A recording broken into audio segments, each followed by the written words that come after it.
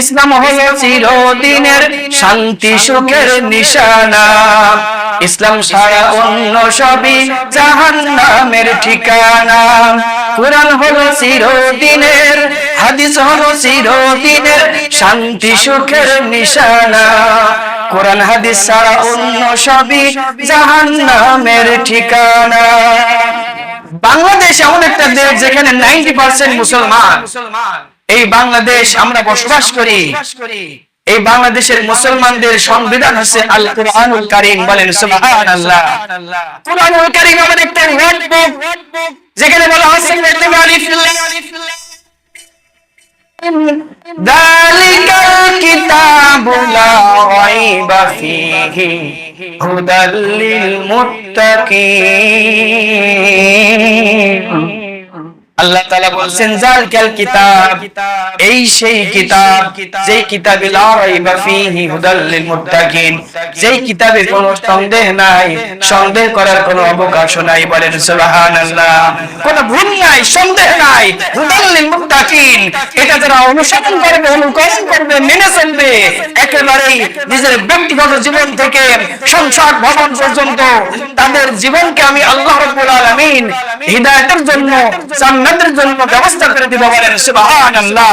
আর এই মুত্তাকিনদের জন্য পথপ্রদর্শক, হিদায়াতের বাণী। বলেন সুবহানাল্লাহ। এই মুসলমান রাষ্ট্র বাংলাদেশ, এই দেশে রাজধানী ঢাকাতে মানবাধিকার কমিশনের অফিস করা হবে। আপনারা শুনছেন না? জাতিসংঘের মাধ্যমে মানবাধিকার কমিশন গঠন অফিস করা হবে। এই জাতিসংঘ এটা কি? এটা হচ্ছে পশ্চিমাদের তৈরি। কথাগুলো বুঝবেন, আমাদের জানার দরকার আছে। জাতিসংঘ হচ্ছে পশ্চিমাদের একটা তৈরি একটা সংস্থা। 1907 সালের পরে যখন 14 থেকে 18 সাল পর্যন্ত প্রথম বিশ্বযুদ্ধ শুরু হয়, এই বিশ্বযুদ্ধের ভয়াবহতা থেকে বাঁচার জন্য শান্তি, বন্ধুত্ব, বিভিন্ন উন্নয়নমূলক কাজকর্ম, সন্ত্রাসী এই সমস্ত থেকে দূরে থাকার জন্য এরা একটা সংস্থা গঠন করে নেদারল্যান্ডের হেগে। বুঝতে পারছেন? নেদারল্যান্ডের হেগে একটা সংস্থা, তার নাম ছিল লিগ অফ নেশন। এই লিগ অফ নেশন জাতিপুঞ্জ যাকে বলা হয় সেই সময়, এই জাতিপুঞ্জের কয়েকটা দেশ, তাও ইউরোপিয়ান দেশ, পশ্চিমা দেশ, তারা সেখানে কিছু আইন দিল। এই আইনটা কি কোরআনের আইন নাকি তাদের আইন? পশ্চিমাদের আইন, ইহুদি নাসারা খ্রিস্টান দেশদের আইন। কিছু আইন সিস্টেম করলো, এটা করা যাবে না, কারোর দেশের উপর হামলা করা যাবে না, তারপরে আছে যে মারামারি করা যাবে না, বোম বাস্টিং করা যাবে না, তারপরে আছে যে আইনগুলো করেছে না কেন, সব আইন তাদের পক্ষে। বুঝতে পারছেন? ও আইন যদি বিপক্ষে পক্ষে কিন্তু তাদের পক্ষে। তারপরে এই আইন অনেকে মানতে চাইবে না। তারপর 1939 সালে যখন দ্বিতীয় বিশ্বযুদ্ধ শুরু হয়, দ্বিতীয় বিশ্বযুদ্ধের সময় হিটলার 60 লক্ষ ইহুদি খুন করেছিল এদের খারাপ কার্যকলাপের জন্য। তারপর 1945 সালে 24শে অক্টোবর জাতিসংঘ নামক ইউনাইটেড নেশন যাকে বলা হয়, এই জাতিসংঘ কি প্রতিষ্ঠিত হয়। তখন ছিল এই জাতিসংঘ প্রতিষ্ঠিত হয় নেদারল্যান্ডের হেগে। এটা অনেক জায়গায় শাখা প্রশাখা আছে। বর্তমান আছে জাতিসংঘের আপনার হেডকোয়ার্টার আছে যুক্তরাজ্যের নিউ ইয়র্কে, যার প্রধান আছে আন্দ্রিও গুতেরেস। দেখুন এই জাতিসংঘ 4টি বিচারের উপরে প্রতিষ্ঠিত হলো, যে আন্তর্জাতিকভাবে শান্তি প্রতিষ্ঠার জন্য, আন্তর্জাতিকভাবে এক দেশ আরেক দেশের সাথে বন্ধুত্ব স্থাপন করার জন্য, আন্তর্জাতিকভাবে আপনার সমস্যা সমাধান এবং মানবাধিকার যে সমস্যার সমাধান আছে এইগুলো মিটানোর জন্য, আর সমস্ত কেন্দ্রের সমস্যা সমাধান করার জন্য। দেখুন এই জাতিসংঘে কিছু সংস্থা কাজ করে, তার ভিতরে আছে ইউনিসেফ। বুঝতে পারছেন? যেটা শিশুদের নিয়ে কাজ করে। আর একটা আছে ইউনেস্কো, যেটা লার্নিং অর্থাৎ শিক্ষা ব্যবস্থা নিয়ে কাজ করে। একটা আছে FAO অর্থাৎ আপনার খাদ্য ব্যবস্থা বা সারা পৃথিবীতে যে খাদ্য, যে এলাকায় গরিব আছে, যে দেশে মহামারী হয়েছে, উত্তরাঞ্চল শিবির আছে, এই সমস্ত শিবিরে তারা খাদ্য বিতরণ করে। আরেকটা আছে IMF, অর্থাৎ আন্তর্জাতিক মুদ্রা তহবিল যাদেরকে বলা হয়, ওই যে দেশের থেকে অনেক লুটপাট করে সুইস ব্যাংকে যায়, সেখান থেকে যা সুদ বেশি লাভ হয় সেগুলো আবার বিশ্ব ব্যাংকে IMF এ যায়, সেখান থেকে এরা জাতিসংঘের মাধ্যমে বিভিন্ন জায়গায় সাহায্য সহযোগিতা প্রেরণ করে, তাও সেখানে আবার টাকা পয়সাও নেয়। এ আছে IMF। তারপরে আছে WHO, অর্থাৎ স্বাস্থ্য, বিভিন্ন স্বাস্থ্য। দেখেন অনেক জায়গায় যে আমাদের যে ভ্যাকসিন গুলো দিল, আমাদের কি টাকা দিতে হয়েছে? কথা বলবেন, টাকা দিতে হয়েছে নাকি? ফ্রি অনেক ওষুধপাতি, অনেক ভ্যাকসিন, শিশুদের হোক, যাই হোক, মা বোনদের অনেক ভ্যাকসিন ফ্রি দেয়। এইগুলো আছে যে জাতিসংঘের মাধ্যমে। আরেকটা আপনার আছে WTO, অর্থাৎ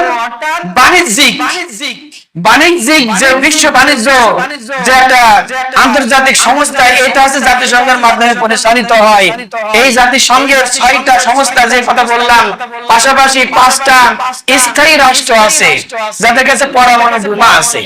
বুঝতে পারছেন? এই পরমাণু বোমা আছে রাশিয়ার কাছে, চীনের কাছে, ব্রিটেনের কাছে, ফ্রান্সের কাছে এবং আমেরিকার কাছে। সাধারণ পরিষদ আছে, স্থায়ী পরিষদ আছে, নিরাপত্তা পরিষদ আছে, স্থায়ী সদস্য আছে, টোটাল মিলে জাতিসংঘ। এই জাতিসংঘ কি আমরা দেখতে পারি? জাতিসংঘ একটা ধোঁকা। জাতিসংঘ কি ধোঁকা? দেখুন, এই পৃথিবীটা বর্তমান চলছে আমেরিকার আয়ত্তে, ইউরোপিয়ান ইউনিয়ন আমেরিকার আয়ত্তে চলছে।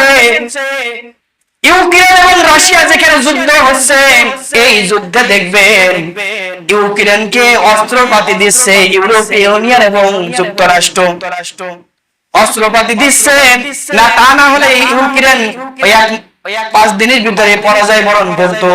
কিন্তু দেখুন, এই রাশিয়া ইউক্রেনকে অনেক অস্ত্রপাতি দিচ্ছে, দেওয়ার কারণে এই ইউক্রেন এখনো যুদ্ধ চালিয়ে যাচ্ছে রাশিয়ার মতো দেশের সাথে। আর এই ইউক্রেনের সাথে যুদ্ধ করার কারণে জাতিসংঘ নাই, অনেক দেশ রাশিয়ার উপরে শত শত নিষেধাজ্ঞা দিয়েছে। কি চলছে? যুদ্ধ। ভালো করে বুঝবেন, ইউক্রেন এবং রাশিয়ার মাধ্যমে যুদ্ধ চলার কারণে ইউক্রেনের পক্ষ নিয়ে রাশিয়ার উপরে নিষেধাজ্ঞা, স্থলপথে নিষেধাজ্ঞা, অস্ত্র নিষেধাজ্ঞা, খাদ্য নিষেধাজ্ঞা। নিষেধাজ্ঞা তো মেলা প্রকার আছে, যাকে বলা হয় অবরোধ। এক ধরে, বুঝতে পারছেন? একই যুদ্ধ আপনার ইসরায়েল করছে গাজার ভিতরে, করছে না? ইউক্রেন ধ্বংস হয়ে যায়নি, রাশিয়াতে একেবারে ধ্বংস করে দিয়ে নাই, আর গাজা তো ধ্বংস হয়ে গিয়েছে। কিন্তু ইসরায়েলের কি কোনো নিষেধাজ্ঞা দিয়েছে? তাহলে এখানে দ্বিমুখী আচরণ করছে না? কথা বলবেন, ধৈর্য ধরতে হবে। এই যে ইসরায়েল যে গাজাকে ধ্বংস করে দিল, মাটির সাথে মিশিয়ে দিচ্ছে, এর কোনো নিষেধাজ্ঞা নেই। নিষেধাজ্ঞা রাশিয়ার উপরে দিচ্ছে। রাশিয়া যদি নিষেধাজ্ঞার মুখোমুখি হয়, কেন ইসরায়েল হবে না? জাতিসংঘ এখানে বেকার। সব স্থায়ী কমিটি বসলো, 5টা দেশ, যে গাজা যুদ্ধ বন্ধ করতে হবে। আমেরিকা ভেটো দিল যে না, এই যুদ্ধ বন্ধ করা যাবে না, এখনো চলুক। বুঝতে পারছেন? এই হচ্ছে জাতিসংঘের অবস্থা। আর জাতিসংঘে যে সমস্ত আইন নিয়ম কানুন আছে, সবকিছুই তাদের। এখানে কোন মুসলমান রাষ্ট্রের কোন লাভ নাই, কোন মুসলমান রাষ্ট্রের লাভ নাই। যেই বোম, যত পাউন্ডের বোম গাজায় মেরেছে, যদি একটা বোম যদি আজকে নিউ ইয়র্কে মারা হতো, সারা পৃথিবী মেরে যেত। কথা বলে ঠিক কিনা? আর হাজার হাজার বোম মারলেও কোনো নেই, তো মুসলমান মরছে। তাদের কি অবস্থা? আমাদের মুসলমান শাসকেরা আছে সৌদি, জর্ডান, কুয়েত, আরব আমিরাত, জর্ডান, মিশর, এরা যদি অবরোধ করে দিত, কোনো ইসরায়েলের উপরে কোনো প্লেন যাবে না, কোনো খাদ্য যাবে না, কোনো জাহাজ যাবে না, তাহলে কি এরা কি আর করতে পারতো? বলেন তো, কিছুই করতে পারতো না। আমাদের মুসলমানরাও হয়ে গেল তাদের গোলামি। আল্লাহ তাআলা মাফ করে বলেন আমিন। তো জাতিসংঘের মানবাধিকার কমিশন অফিস ঢাকায় নির্মিত হচ্ছে, এর ক্ষয়ক্ষতি আছে। কিন্তু আমাদের মানবাধিকার শিখাতে আসতে হবে না। আমাদের মানবাধিকার বুক আছে আল কোরআন। কথা বলেন ঠিক কিনা? নামাজের বিষয় কোরআনে আছে, আকিমুস সালাতা ওয়া আতুজ যাকাত। যাকাতের বিষয় আছে, আপনার রোজার বিষয় আছে, ইয়া আইয়ুহাল্লাযীনা আমানু কুতিবা আলাইকুমুস সিয়াম। আমাদের মানবাধিকার শিখাতে হবে না, আমাদের কোরআন আমাদের সমস্ত সমস্যার সমাধান। বলেন সুবহানাল্লাহ। আমাদের ব্যবসার কথা বলা হয়েছে, আহাল্লাল্লাহুল বাইআ ওয়া হাররামার রিবা। তোমাদেরকে ব্যবসাকে হালাল করেছি, সুদকে হারাম করেছি। আমাদের মানবাধিকার লাগবে না, কথা বলেন ঠিক কিনা? যারা করবে যারা চুরিকারিনী পুরুষ নারী তাদের হাত কেটে দাও। কি আল্লাহ লাগবে নাকি মানবাধিকার? পশ্চিমাদেরকে শিখতে হবে নাকি আমাদের? আমাদের কোরআন বলছে মুআজ্জা ইয়া আইয়ুহাল্লাযিনা আমানু ইন্নামাল খামরু ওয়াল মাইসিরু ওয়াল আনসাবু ওয়াল আজলাম। আল্লাহ তাআলা বলেন মুআজ্জা মূর্তি পূজা, তীর নিক্ষেপ করা, লটারি, এইগুলো হারাম শয়তানের কাজ। এইগুলো করে তোমাদের ভিতরে গন্ডগোল, মারামারি, কাটাকাটি বাধাই দেয়, এইগুলো করা যাবে না। এটাই হচ্ছে মানবাধিকার, এটাই কোরআন, এটাই ইসলাম, এটাই মুসলমান। বলেন সুবহানাল্লাহ। আবার বলছে জিনা, ধর্ষণ, আয-যানিয়াতু ওয়াজ-যানি ফাজলিদু কুল্লা ওয়াহিদিন মিনহুমা মিআতুল জালদা। যারা জিনা করবে, ধর্ষণ করবে, সে যদি অবিবাহিত হয় তাকে 100টা ডোরা মারো, আর সে যদি বিবাহিত হয় তাকে অর্ধেক পুঁতে পাথর মেরে দাও, অর্ধেক ধ্বংস করে দাও, হত্যা করো। এটা কে বলছেন? মানবাধিকার কি আমাদের পশ্চিমাদের লাগবে নাকি? লাগবে কিনা কথা বলেন? কোন মানবাধিকার কমিশন বাংলাদেশে হতে দেওয়া হবে না।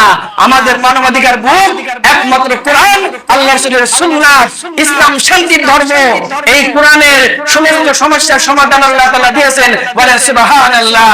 ইসলাম হলো চিরদিনের শান্তি সুখের নিশানা, ইসলাম ছাড়া অন্য সবই জাহান্নামের ঠিকানা। কোরআন হলো চিরদিনের, হাদিস হলো চিরদিনের শান্তি সুখের নিশানা, কোরআন হাদিস ছাড়া অন্য সবই জাহান্নামের ঠিকানা। চিল্লায় বলেন সুবহানাল্লাহ। আমরা আমাদের সমস্ত শক্তিকে একত্রিত করে বলতে চাই, পশ্চিমার কোন নীতি, কোন মিশন বাংলাদেশে করতে দেওয়া হবে না। আমাদের কোরআন, আমাদের হাদিস, এটা আমাদের জীবনের সমস্ত ওয়াজিব মানবাধিকার। আল্লাহ তাআলা কবুল করুন, আমিন। ওয়া আখিরু দাওয়ানা আলহামদুলিল্লাহি রাব্বিল আলামিন।